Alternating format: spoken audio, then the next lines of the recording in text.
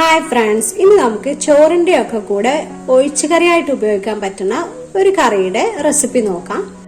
ആദ്യം എടുത്തിരിക്കുന്ന ഒരു കുക്കറാണ് കേട്ടോ. അതിലോട്ട് 1 കപ്പ് വെള്ളരിക്കയാണ് അരിഞ്ഞെടുത്തത്. അത് ഇട്ട് കൊടുക്കാം. വെള്ളരിക്ക വെച്ചിട്ട് നമ്മൾ മിക്കപ്പോഴും ഉണ്ടാക്കുന്നത് ഓലനോ കാളനോ അല്ലെങ്കിൽ പുളി ഒഴിച്ച് ഒരു കറിയൊക്കെ ആയിരിക്കും. അപ്പൊ നമുക്ക് ഇന്ന് ഈ കറി ഒന്ന് നോക്കാം. ഇത് നമ്മൾ ചേർത്ത് കൊടുക്കുന്നത് വൻപയർ ആണ് കേട്ടോ. കുതിർത്ത് വെച്ച വൻപയർ ഒരു 3/4 കപ്പോളം ഉണ്ട്. അത് ഇട്ട് കൊടുക്കാം. ആവശ്യത്തിനുള്ള ഉപ്പ് ചേർത്ത് കൊടുക്കാം. 1/4 ടീസ്പൂൺ മഞ്ഞൾപ്പൊടി, കുറച്ച് കറിവേപ്പില. ഇനി ഇത് വേവാൻ ആവശ്യമായിട്ടുള്ള വെള്ളം ഒഴിച്ചിട്ട് ഇതൊന്ന് വേവിച്ചെടുക്കണം.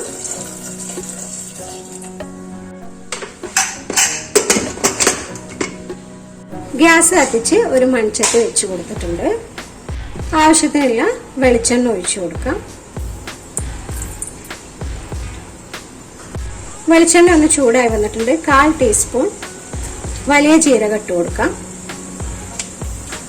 ഒരു സവാള അരിഞ്ഞെടുത്തതാണ്, അതും കൂടെ ഇട്ട് കൊടുക്കാം.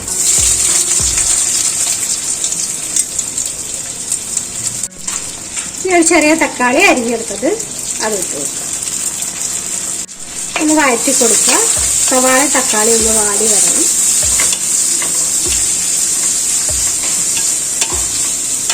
സവാള പെട്ടെന്ന് വാടി കിട്ടാൻ വേണ്ടി ഒരല്പം ഉപ്പ് ചേർത്ത് കൊടുക്കാം. ഉപ്പ് ഉള്ളിലോട്ട് തക്കാളിയിലോട്ടുള്ളത് മാത്രം ഇട്ട് കൊടുക്കാൻ മതി. നമ്മൾ വെള്ളരിക്കയിലും അതുപോലെ വൻപയറും വേവിക്കാൻ വെച്ചപ്പോൾ അതിലോട്ട് ആവശ്യമായിട്ടുള്ളത് ഇട്ട് കൊടുത്തിട്ടുണ്ടായിരുന്നു. അടച്ചു വെച്ച് കുറച്ച് സമയം വെയിറ്റ് ചെയ്യാം കേട്ടോ. അതൊന്ന് റെഡി ആകുന്ന സമയത്ത് ഒരു അരപ്പ് തയ്യാറാക്കണം. അതിനുവേണ്ടി ഒരു 3/4 കപ്പ് തേങ്ങ ഒരു മിക്സിയുടെ ജാറിലോട്ട് ഇട്ട് കൊടുക്കുന്നുണ്ട്. ഒരു 5 വെളുത്തുള്ളിയുടെ അല്ലയും കൂടെ ഇട്ട് കൊടുക്കുന്നുണ്ട്. ഇനി നന്നായിട്ടൊന്ന് അരച്ചെടുക്കണം.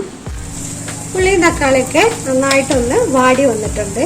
ഇനി ഇതിലോട്ട് ഒരു 1.5 ടീസ്പൂൺ മുളക് പൊടി ഇട്ട് കൊടുക്കണം.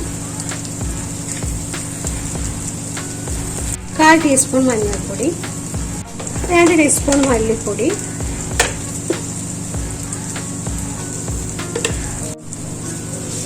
ഇളക്കി കൊടുത്ത് ആ പൊടിയുടെ പച്ചമണമൊക്കെ ഒന്ന് മാറണം.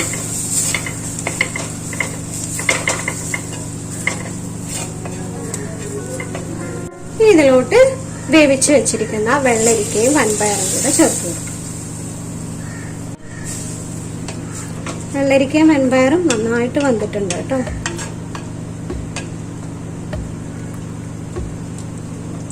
ഒന്ന് തിളച്ച് വരട്ടെ. കുറച്ചു നേരം ഒന്ന് അടച്ചു വെച്ച് കൊടുക്കാം. ഇനി നമുക്ക് തേങ്ങയുടെ അരപ്പ് ഒഴിച്ചു കൊടുക്കാം.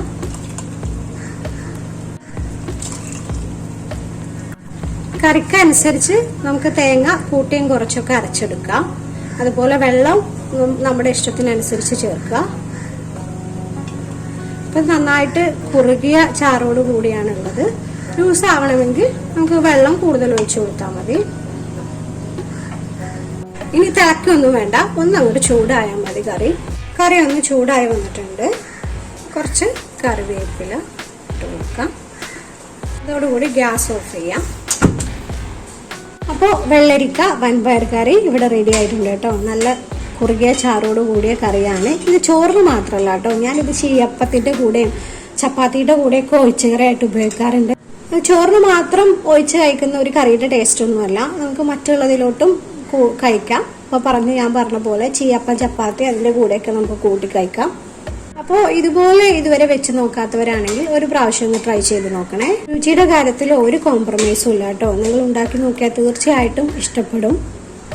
അതുപോലെ ഈ ചാനലിൽ ഇടുന്ന റെസിപ്പീസൊക്കെ ഇഷ്ടമാവുന്നുണ്ടെങ്കിൽ ചാനൽ ഒന്ന് ലൈക്കും ഷെയറും സബ്സ്ക്രൈബും കമൻറ്റൊക്കെ ഒന്ന് ചെയ്യാൻ ശ്രമിക്കണേ. Okay, thank you.